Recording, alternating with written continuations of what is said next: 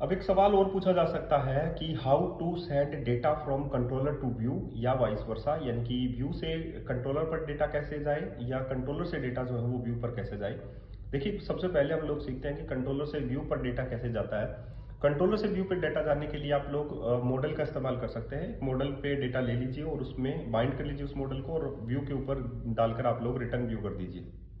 ठीक है। दूसरा तरीका है कि आप लोग व्यू बैक टेम्प डेटा और व्यू बैक टेम्प डेटा और व्यू डेटा का इस्तेमाल कर सकते हैं कंट्रोलर से डेटा को ले जाने के लिए, यानी कि व्यू तक पहुंचाने के लिए। अब जस्ट रिवर्स करते हैं हम लोग, व्यू से डेटा जो है वो कंट्रोलर पर कैसे आता है। या तो हम लोग अगर फॉर्म को भेजना है, यानी कि हमारे पास एक फॉर्म है, तो उसकी जो इनपुट में जो नेम प्रॉपर्टी है वो हमारे पास जो है व्यू से कंट्रोलर पर पास करने में हेल्प करती है, वहां से हम लोग जा सकते हैं। या हमारे पास जो ASP राउट फीचर्स है उसके थ्रू भी हम लोग भेज सकते हैं, या हम